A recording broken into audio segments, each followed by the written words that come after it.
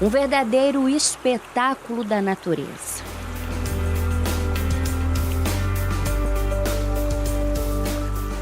Desde fevereiro de 1993, o Vale do Ribeira é reconhecido pela Unesco como um patrimônio natural da humanidade.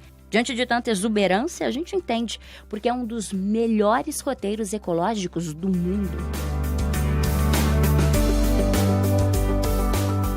São mais de 2 milhões de hectares de florestas, o que representa aproximadamente 21% dos remanescentes de Mata Atlântica do país. Essa área é equivalente a quase 1/4 do que sobrou do bioma. Isso significa que, no Brasil, a maior área contínua nesse ecossistema está na região do Vale do Ribeira.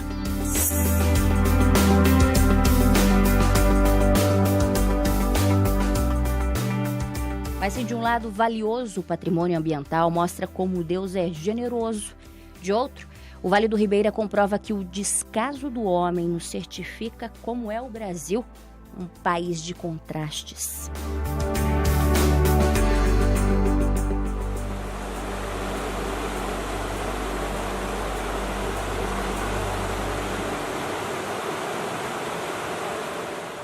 Nós, aqui no Vale do Ribeira, nós temos muitos desafios de trabalho, assim, como igreja e na igreja. O primeiro desafio é a pobreza.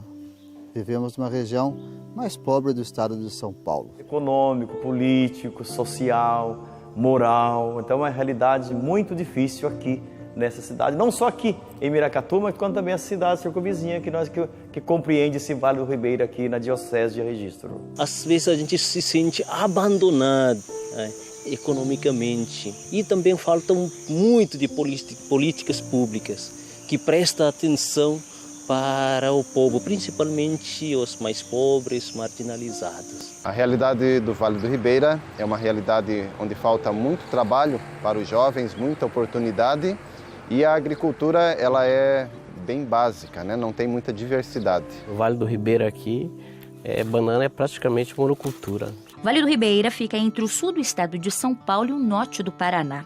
A região abrange a bacia hidrográfica do rio Ribeira de Iguape e o complexo estuarino lagunar de Iguape-Cananéia, Paranaguá. Uma das características do Vale do Ribeira é o calor, um forte calor úmido. Eu mesma não escapei, olha, estou suando em bicas e hoje deve estar fazendo uns 34 graus. E isso favorece a produção de bananas, que representa mais de 70% da economia gerada pelos municípios. Então a banana que você compra no supermercado e leva aí para sua casa deve vir daqui, da região. São mais de 44 milhões de pés da fruta. O cultivo da banana é a fonte de renda para milhares de pequenos agricultores como o Lovergildo. Meu pai veio de Minas Gerais, né? Eu vim, tinha 1 ano de idade e acabamos parando aqui. Tem muita gente que veio de fora justamente para trabalhar aqui na região? Tem pessoal que veio da Bahia, tem outra gente que veio do Pernambuco, mas a maioria é que veio daquela região, de Governador Valadares, de Minas Gerais. E hoje a família toda é envolvida nesse trabalho, nessa produção? Toda envolvida na produção de banana. Além de um ajudante, aqui trabalham o Lovergildo e mais 2 irmãos. E os embaladores são colaboradores diários, só vêm quando tem que preparar a carga. E aí eles ganham pelo dia trabalhado. De repente é fácil às vezes alguém falar, olha, uma caixa de banana por 30 caro. Mas todo o processo que é feito até ela chegar lá no final, na ponta final, o trabalho que fica, que o gasto é muito alto. A banana ela requer um processo bem... Você teria que ter um barracão adequado, entendeu? Tudo esse processo dentro do sítio, entendeu? Mas a falta por exemplo, de incentivo dos governantes, você não consegue adquirir todo esse crédito para você fazer o que realmente você tem que fazer. Então você não consegue, às vezes você perde competitividade para outras regiões. Isso significa que o Vale do Ribeira é um fornecedor de recursos naturais de baixo custo. Não tem indústria e também não tem geração de benefícios para a população. Seria interessante que os governantes olhassem mais, né, para a área rural, uma vez que prega tanto que as grandes cidades estão enchendo, segurasse mais o homem no campo, né? Se tiver mais incentivo, consequentemente vai segurar mais as juventude mais na área do campo. E a economia da região não gira em torno só da venda da fruta, da banana em si. Com o tempo foram surgindo novas técnicas. Inclusive a fibra é transformada em artesanato que ajuda na geração de renda. Eu estou fazendo um paninho com trançado de palha de bananeira. Dona Esperança é moradora dessa comunidade quilombola, Sapatu, e que fica em Eldorado, a pouco menos de 250 quilômetros da capital paulista. E foi aqui que a Dona Esperança aprendeu que poderia fazer mais com a produção de banana. Antes a gente não sabia que o tronco da bananeira tinha serventia para alguma coisa, né? Mas hoje a gente usa a banana e usa o pé dela para fazer artesanato. Era uma coisa que ficava só para apodrecer na terra, para criar bicho, porque aonde apodrece um tronco de bananeira, nasce um monte de bichinho. E a gente, utilizando ela, aqueles bichinhos não tem como ele se criar onde apodrece uma bananeira. Além de serve para a gente e protege o meio ambiente.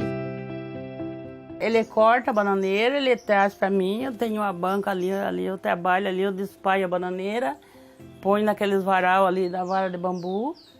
Depois que ela murcha, eu passo no tratamento do cloro e o vinagre, naquelas varas de bambu onde eu seco a bananeira.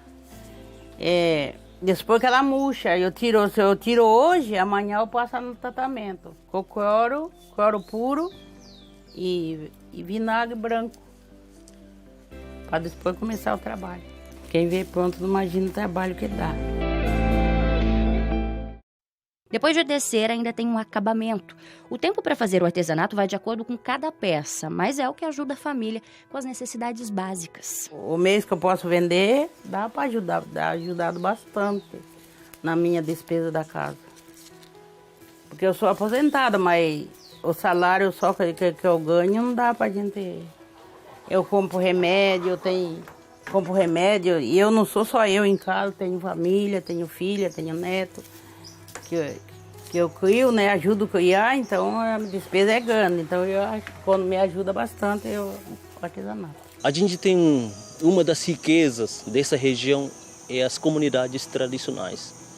Nós vemos isso como riqueza, porque uma coisa que não existe mais nos muitos lugares, até nos muitos países no mundo, de preservação da natureza, de preservação dos costumes, da cultura, do jeito de viver simples, partilhando a vida e vivendo feliz com o que tem. Temos a riqueza, e se eu puder falar da riqueza, eu quero falar que é a nossa cultura. Temos os indígenas, um grupo grande de indígenas, temos mais de 9 comunidades indígenas, aldeias, que são os guaranis, e que nós acompanhamos com a Pastoral da Criança e outros serviços. Temos os quilombos, que é uma riqueza muito grande, o jeito de ser, os nossos irmãos negros, do jeito de celebrar, o jeito de viver, da partilha. Eu sempre lembro de uma vez que eu fui ao Quilombo São Pedro celebrar pela primeira vez, e depois que acabou a celebração, veio um senhor com a mão para trás assim, veio chegando até perto de mim e disse: eu queria te dar um presente, eu não tenho nada. O senhor aceita uma abobrinha? Então foi um grande presente que ele me deu, não é?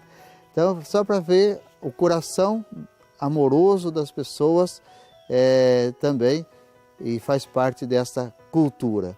E temos os caiçaras, que são aqueles que vivem à beira do rio, da pesca, e que tem um outro jeito de viver, de ser, inclusive um outro tempo, vive no tempo um pouco deles. A grande concentração de comunidades tradicionais coloca a região como um importante corredor, que pelo menos deveria ser de preservação da sociobiodiversidade. Isso que o mundo perde e eles estão oferecendo.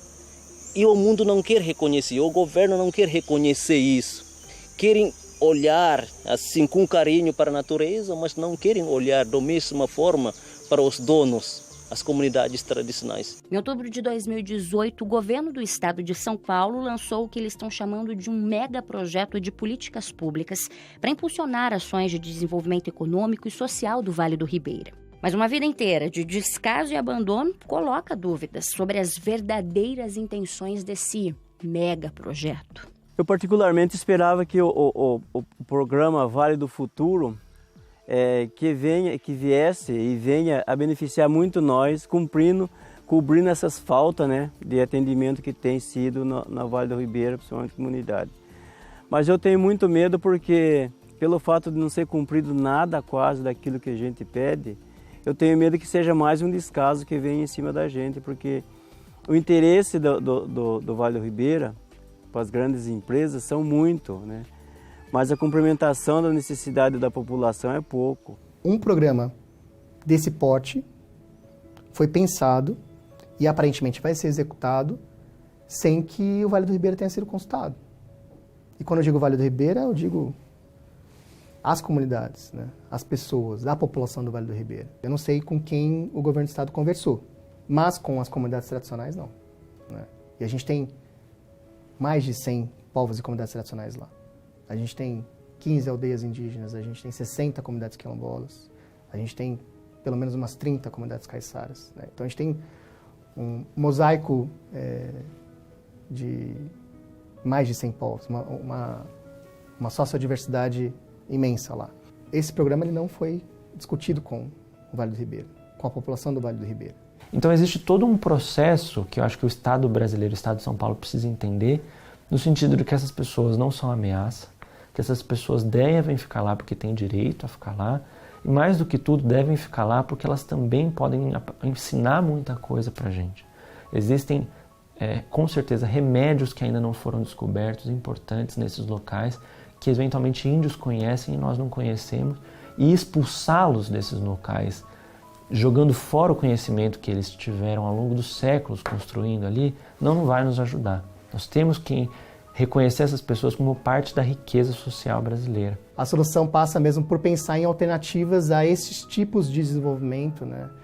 Pensar num progresso, numa melhoria de vida que não caia nessas duas ameaças que de fato vão fazer com que esses povos e comunidades tradicionais mais uma vez sejam penalizados. As informações divulgadas pelo próprio governo de São Paulo apontam que as cidades do Vale do Ribeira têm as piores médias em indicadores como PIB per capita, percentual de inscritos em programas sociais, renda média de emprego formal e mortalidade infantil. O IDH, que é o Índice de Desenvolvimento Humano da região, é de 0,711, abaixo da média estadual de 0,783, considerado um nível alto. A gente gostaria que atendesse a necessidade realmente das comunidades, né? Seria no caso de fazer uma questão que atendesse a comunidade na questão de titularização, por exemplo, né? A gente tem um pouco de medo desse projeto do Vale do Futuro, devido à situação que a gente vive aqui, sem titularização, com ameaça de barragem, por exemplo, né? Ameaça de mineração, né? Então a gente teme esse Vale do Futuro, onde eu gostaria de que fosse esse Vale do Futuro, mas que atendesse na questão titularização de terras, por exemplo, do território quilombola.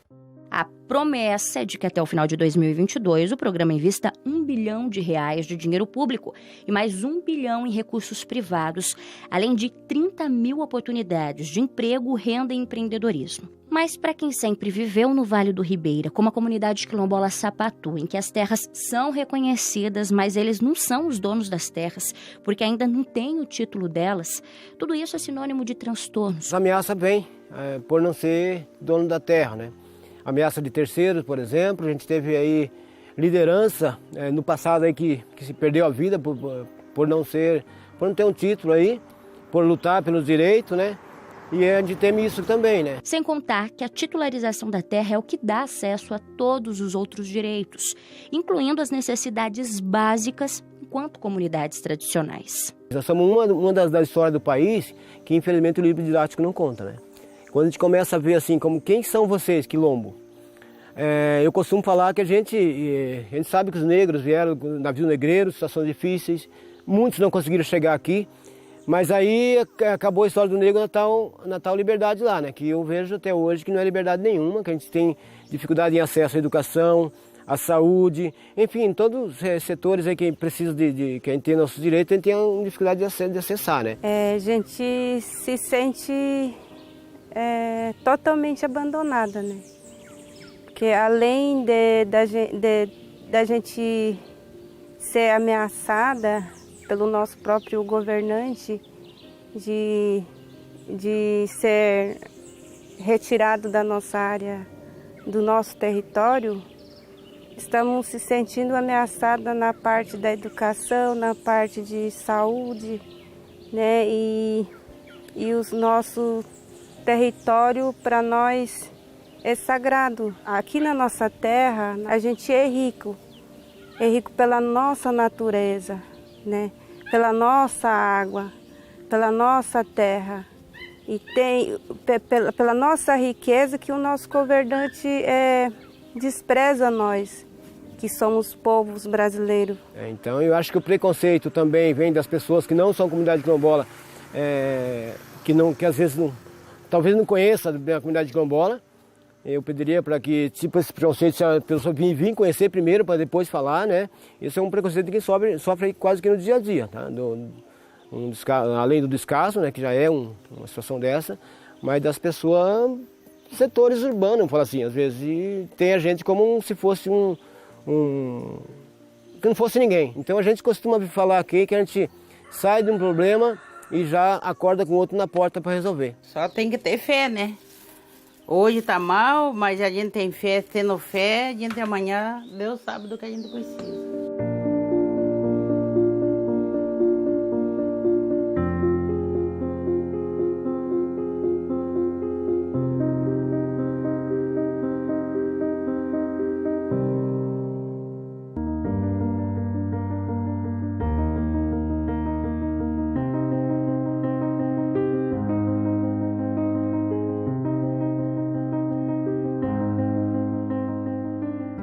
Uma área de quase 3 milhões de hectares e uma população de mais de 480 mil habitantes, o Vale do Ribeira conta com 31 municípios.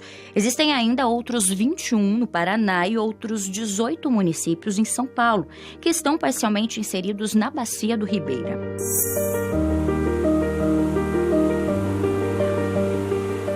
E é aqui, no Vale do Ribeira, que se encontra o maior número de comunidades remanescentes de quilombos de todo o estado de São Paulo, comunidades caiçaras e pequenos produtores rurais. Já a população indígena do Vale do Ribeira está organizada em 10 aldeias Guarani. A FUNAI estima que a população indígena na região tenha mais de 400 indivíduos.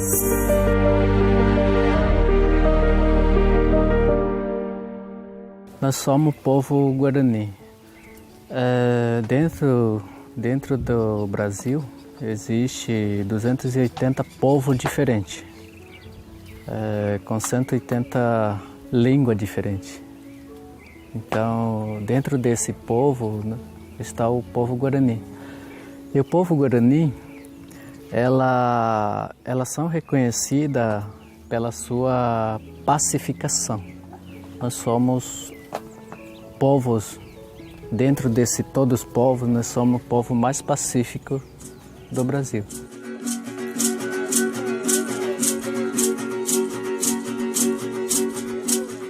Aqui a música e a dança mostram mais que uma cultura, falam mais que uma tradição. Elas são sinais de que os indígenas estão felizes e que a nossa presença é bem-vinda aqui. E tem mais. Em pouco tempo de conversa, a gente entende que temos muito a aprender com quem sempre esteve em terras brasileiras. Existe um ditado que diz assim, que o curso do rio, ela não é reta, elas são curvadas. Então, nós, povo Guarani, nós seguimos esse curso. Se existe um obstáculo, a gente não força para atravessar em cima, a gente faz um giro. E em troca do reconhecimento desses povos pela formação de uma identidade nacional, as comunidades indígenas no Vale do Ribeira, não muito diferentes das comunidades indígenas do resto do Brasil, eles precisam traçar uma verdadeira batalha para manterem vivas as tradições e também para resgatarem os conhecimentos que o país relegou e, pior, da maneira mais desigual possível. É uma luta única, né, de todos os povos indígenas do Brasil. ela é a luta principal, né, que vem se arrastando por muitos e muitos anos. Tem pouquíssimas aldeias demarcadas, principalmente no estado de São Paulo, né? Aqui do Vale, precisamos de apoio de alguém para fortalecer a nossa cultura e nosso direito que tem aí. O governo sabe isso, mas não, dá valor para a gente. Aqui em Guarani tem caiçara e quilombo. A gente luta junto, né? Nós estamos sofrendo junto. Os direitos indígenas incluem, entre outras coisas, direitos a uma saúde específica, que incorpore as tradições deles, por exemplo, vinculado à figura do pajé e vinculado a uma série de tradições que também passam pelo exercício de uma medicina muito peculiar deles. Para isso, eles não podem simplesmente ser levados ao SUS, e o Estado não pode querer que eles sejam tratados única e exclusivamente lá. E quando o Estado não cria condições mínimas para, por exemplo, criação de um posto pequeno de saúde, onde uma pessoa possa ser examinada numa maca, dentro da terra indígena, isso acaba sendo um dificultador grande para que eles possam exercer direitos básicos deles. A mesmíssima coisa acontece com escolas. Os indígenas e os quilombolas têm direito a uma educação que incorpore as tradições deles.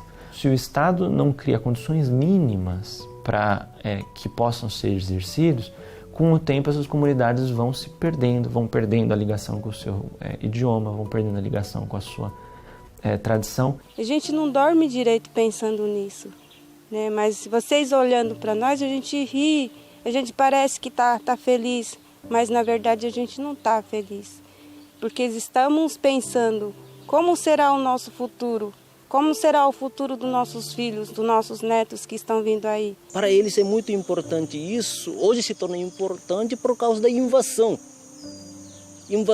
de muitas pessoas, que aos poucos invadindo o território deles, e eles não conseguem mais fazer aquilo que é do seu costume, de caçar, de plantar, de cultivar terra, de forma que eles sabiam e conhecem. Não tem mais as terras poluídas, águas, essas coisas. E eles se sentem assim, que tão marginalizados, excluídos.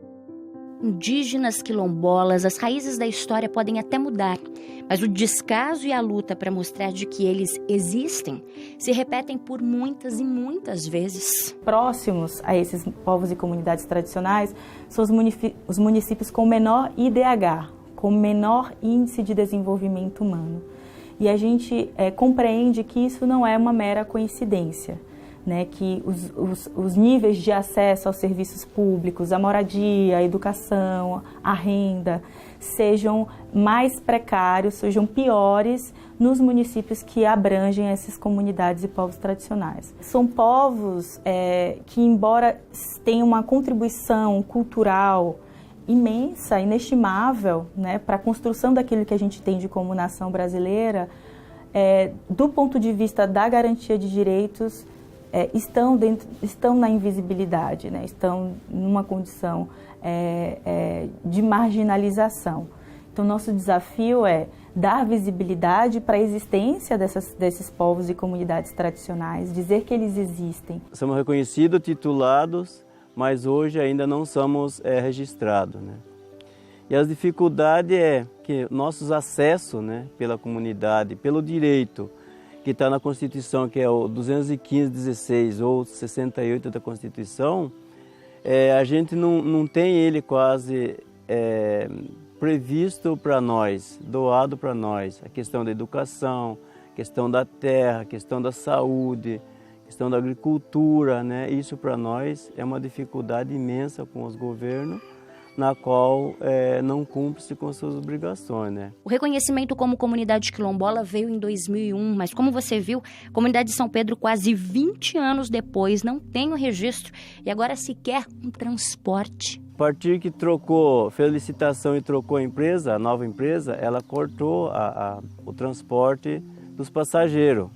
E a gente ficou na mão sem nada, né? Sem transporte, sem nada, e a gente é obrigado a sair daqui 5 horas da manhã para pegar ônibus 7 horas na balsa, né? Então andando 8 quilômetros, qualquer um da gente que precisa ir, ou pagar um carro qualquer quando tiver disponível, R$30 daqui na balsa para levar umas pessoas, né? A comunidade quilombola onde vive o seu Hermes e mais 28 famílias tem mais de 200 anos. A comunidade remanescente de Quilombo já está na 6ª geração. O seu Hermes faz parte da 3ª. Aqui eles fazem parte do município de Iguape. Olha que por aqui as coisas andaram bem difíceis. Isso até na hora de plantar o que comer. Essa questão de roça proibida, não é só aqui não. É todo o vale. Todo quilombola. Todos... menos os ricos, porque se tiver dinheiro faz, né? Tem esse negócio aí, né? Que quando é rico, ele faz o que quer. Pagou, faz. Mas pobre não faz. Quilombola é tudo pobre. Entendeu? Precisa trabalhar na terra.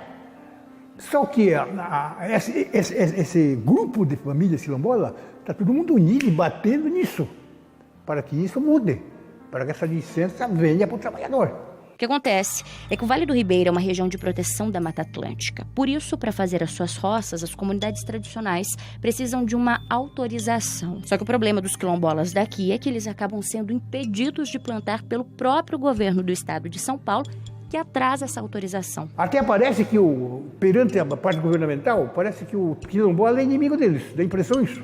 Mas pelo fato de que 90% dos pedidos das comunidades tradicionais, nem todos são atendidos, eu acho que eles têm o tradicional, o quilombola, o ribeirinha, os índios, eles têm como adversário.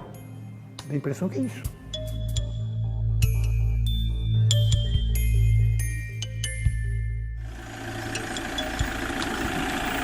Nosso destino agora é a Barra do Una, uma reserva de desenvolvimento sustentável. Uma vez por mês, o Padre Fred faz todo esse trajeto em direção ao mosaico de unidades de conservação Jureia e Tatins.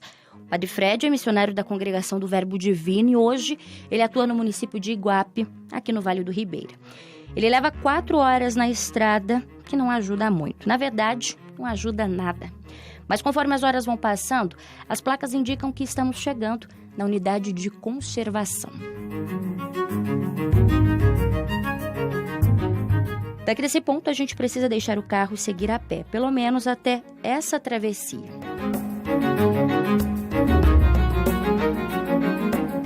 A partir de agora, mais aventura para a nossa equipe.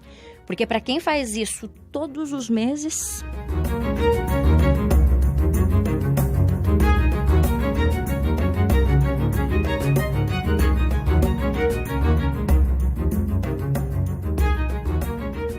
Depois de quase 6 horas de viagem entre estrada, barco, praia, floresta, chegamos ao nosso destino. E logo o cenário de natureza, que é tão preservada, dá lugar para um cenário de opressão.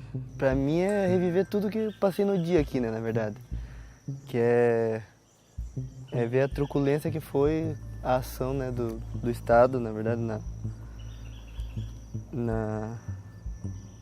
pela gestão, né, da unidade de conservação, de tratar a gente como invasor, né, sem necessidade. Assim, até porque a gente está aqui há muito tempo, né, sempre viveu aqui, né, sempre teve um vínculo com o espaço, cuida desse espaço, né, na verdade. A nossa família data aqui de 8 gerações, né, ela tem documentação na igreja, datado de 1856, né? Que são a primeira lei de terras que fez com que as pessoas identificassem seus terrenos. Mas antes já viviam aqui, né? Então a comunidade veio se transformando e vivendo aqui nesse território há muito tempo. Ao longo do tempo, as comunidades caiçaras vêm enfrentando grandes desafios para se manterem no território. Primeiro, a exploração imobiliária. Depois, a criação de 2 usinas nucleares, que são de Grajaúna e de Rio Verde. E, por fim, a criação de uma área de segurança nacional. E aí, com a criação das usinas nucleares, começou um movimento ambientalista muito grande em São Paulo. O movimento alertava o quanto uma usina nuclear no local poderia ser devastadora. Na verdade, existe um conflito histórico, né, na região da Jureia, em razão de uma política ambientalista que nunca reconheceu a existência dessas comunidades lá. Na década de 80, foi criada uma unidade de conservação, né, uma estação ecológica. E uma estação ecológica, em princípio, não permitiria que pessoas estivessem presentes dentro dessa área. E essa estação ecológica foi criada se sobrepondo a mais de 20 comunidades caiçaras, que lá já estavam. Com isso, a lei garante que 10% da região deve ser voltada para pesquisa científica e os outros 90% devem ser preservados. A partir daí é que surge a Associação União dos Moradores da Jureia. Ela foi criada justamente para lutar pelos direitos das comunidades, já que a agricultura, o extrativismo, a pesca e a roça de subsistência, atividades sempre ligadas ao território, estavam sendo barrados naquele momento. Foram criadas 2 unidades de conservação de uso sustentável. E essa modalidade de uso sustentável permite a permanência de comunidades tradicionais. Na verdade, essas unidades de uso sustentável foram pensadas justamente para contemplar direitos de comunidades tradicionais em áreas de interesse ambiental. Só que nesse meio tempo as famílias tiveram a necessidade de construir casas para morarem. Foi então que a comunidade pediu as autorizações.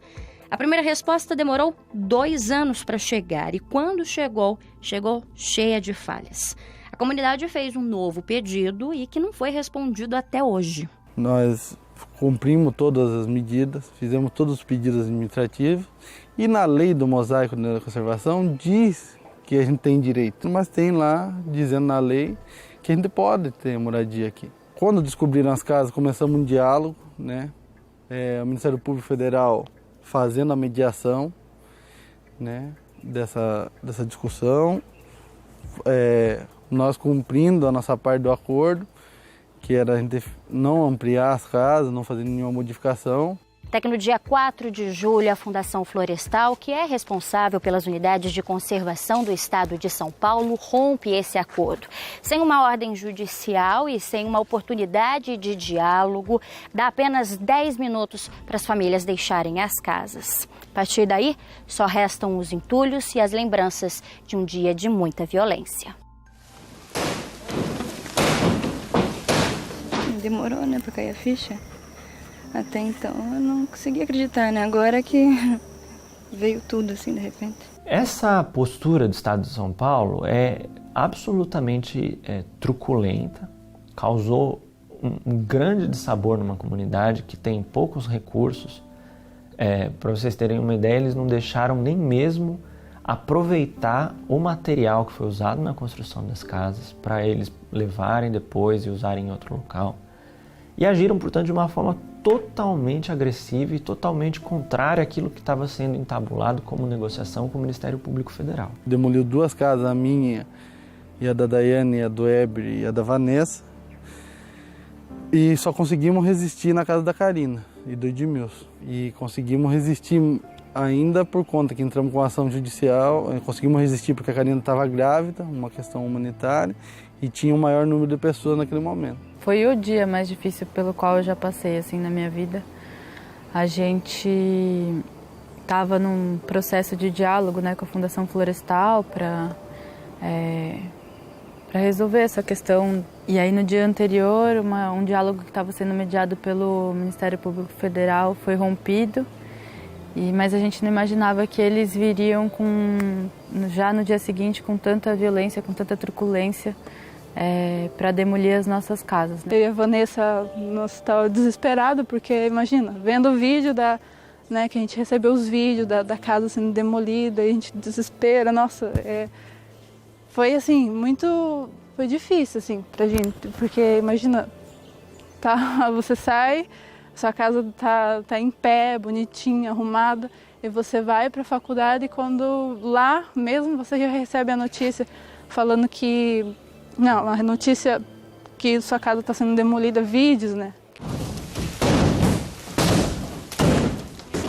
Quando eu vi ela do jeito que estava, assim, nossa, aí não aguentei, assim. Não, já tinha desabado, mas quando eu vi, assim, foi muito difícil. Foi muito difícil.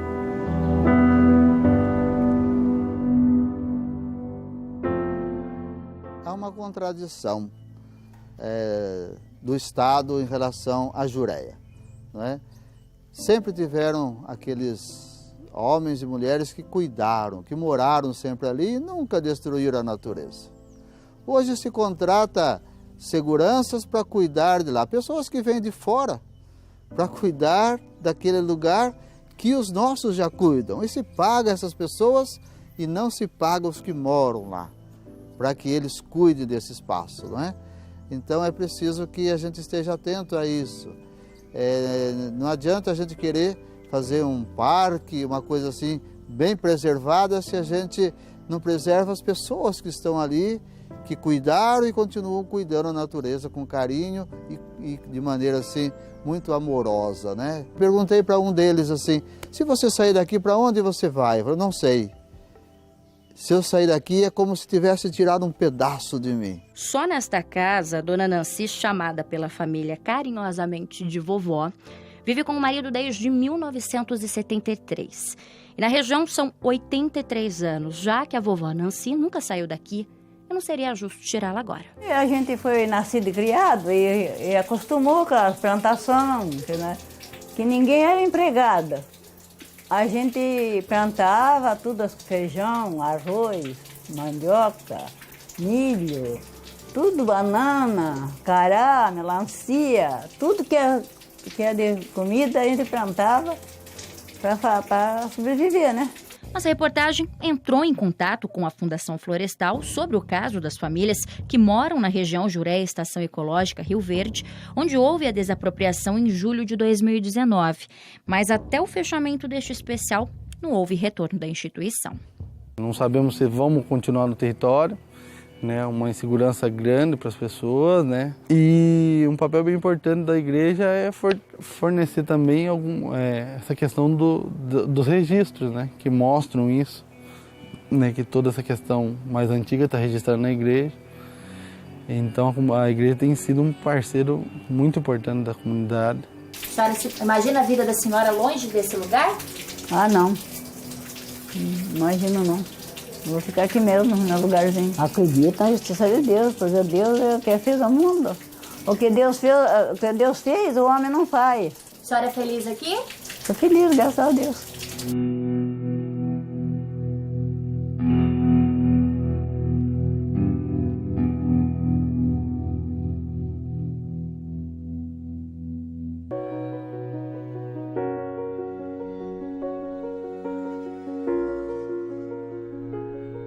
18 paróquias em uma área de 14 mil quilômetros quadrados. Ao todo, 15 cidades formam a Diocese de Registro no Vale do Ribeira.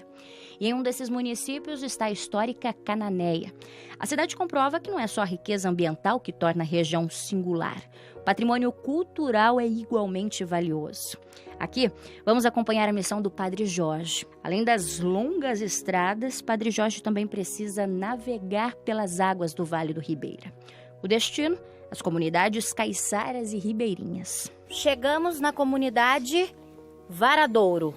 Quase chegamos, faltam 6 quilômetros agora de caminhada. Pela frente, nós levamos 1h30 de barco, né, Padre? 19 milhas navegadas. E agora mais 1h30 de caminhada. São 6 quilômetros, né? Andando bem rápido, em 1 hora vai, né? Mas eu acho que vamos mais devagar um pouco, né? Então vamos demorar 1h15, talvez.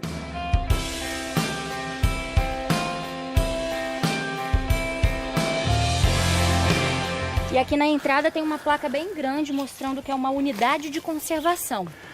Sim, aqui estamos dentro do Parque Estadual do Jacupiranga, né? E é uma unidade de conservação, então não pode derrubar o mato e preservar a natureza. Por um lado é cansativo, mas por outro é muito prazeroso, né? E olha, o Padre Jorge faz isso com um sorriso no rosto, viu? Sempre sorrindo, com muita alegria. Agora, Padre, a gente vai dar uma pausa na conversa, porque a caminhada é longa, né? É, bem longa. Então, vamos lá.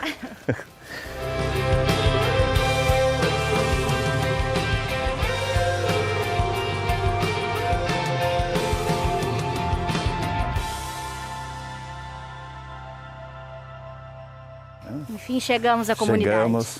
Muitas vezes o senhor faz esse caminho sozinho? Sozinho, normalmente sozinho. sentir assim a natureza, a presença de Deus, né? A fé, a religiosidade das pessoas que aqui residem, que fazem questão que aqui tenha celebração. Então só de lembrar, né, das dificuldades que eles têm, essa dificuldade que a gente enfrenta para vir até aqui é pequena, né? É quase nada, né? Quem nos recebe na comunidade é a família do seu Luiz. Além dele, mais 8 pessoas ainda vivem no Varadouro. O pessoal foram saindo daqui por falta de emprego, né, de ganho, que não tinha do que ganhar. E saiu, todo mundo saiu para a cidade. Só ficamos nós tomando conta do nosso trechinho de terra aqui. Os primeiros a chegarem aqui, a formarem a comunidade, foram os avós do seu Luiz. A avó era portuguesa e o avô escravo. Graças a Deus, tenho orgulho de ser caiçara. Na programação, o primeiro mais importante, esperado momento dessa visita, a celebração da Santa Missa.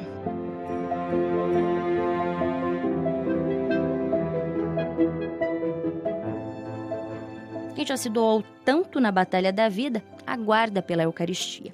Sem poder ir até a capela, a mãe do seu Luiz comunga em casa. Para esse povo simples, que não foge à luta, eles têm o mais importante. A fé, porque a fé a gente se pega porque é uma coisa de Deus, né? Se não existisse Deus, não existiria a fé também, né? Então, é por causa de Deus que a gente é tão apegado na fé.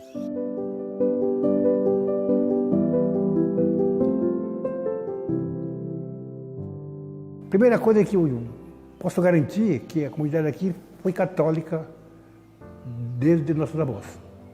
A religião aqui, na comunidade aqui, é católica.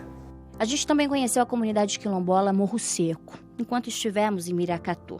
São mais de 140 quilômetros de distância entre o município e a capital paulista. Aqui são os missionários redentoristas que estão à frente dos desafios da igreja. Em 2004, até antes, quando Dom Aparecido ele era o bispo daqui da diocese de Registro, ele nos convidou para vir para cá, só que na época não deu certo. Quando Dom José assumiu a diocese, aí ele novamente fez o pedido e viemos para cá por essa realidade. Porque nós, missionários redentoristas, o nosso lema é esse, evangelizar os mais pobres e mais abandonados. E aqui em Miracatu é uma realidade dessa. E ainda que seja preciso a missão de evangelizar os mais pobres e abandonados, a messe é grande, mas os trabalhadores são poucos. A nossa paróquia ela abrange 38 comunidades. E nós estamos em 3 padres, né? Eu, o Padre Francisco de Jesus e o Padre Anchieta. São 38 comunidades, é muita coisa. Então esses são um dos maiores desafios que nós temos. E aí nós contamos com a formação dos leigos, pedindo que os catequistas, nossa igreja tem essa história de leigos que foram ajudando a evangelizar, né? E temos também a história de padres e leigos que defenderam muito as comunidades.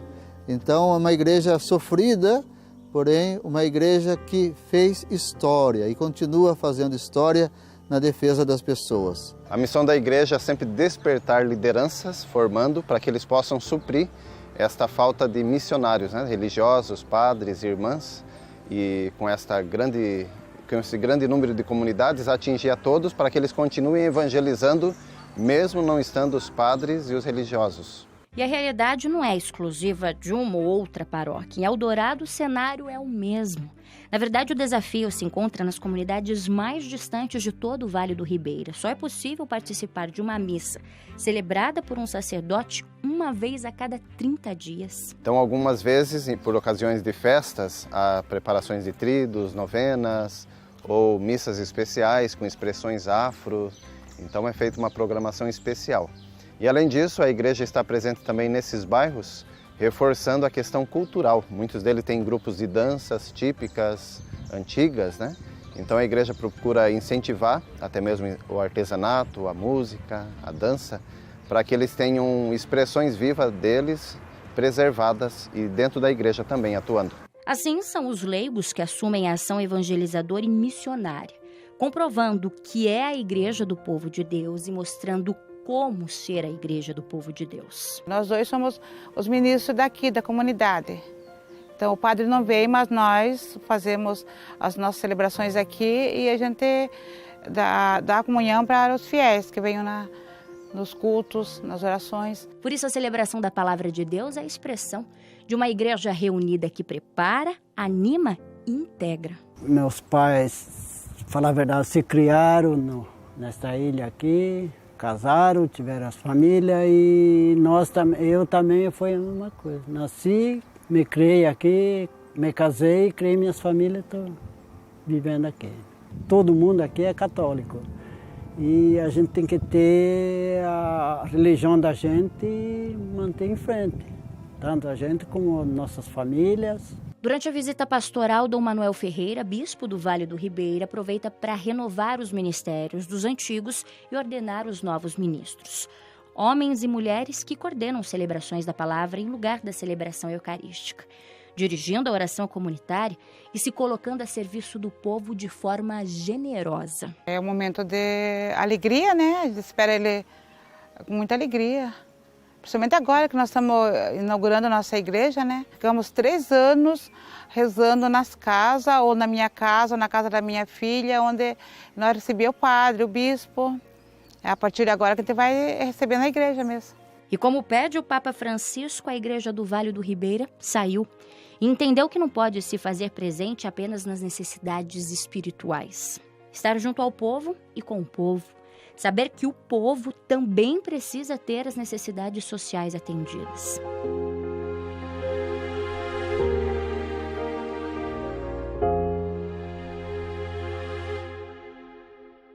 Em 2019, em Miracatu, a Pastoral do Menor começou um trabalho que já traz reflexos na comunidade.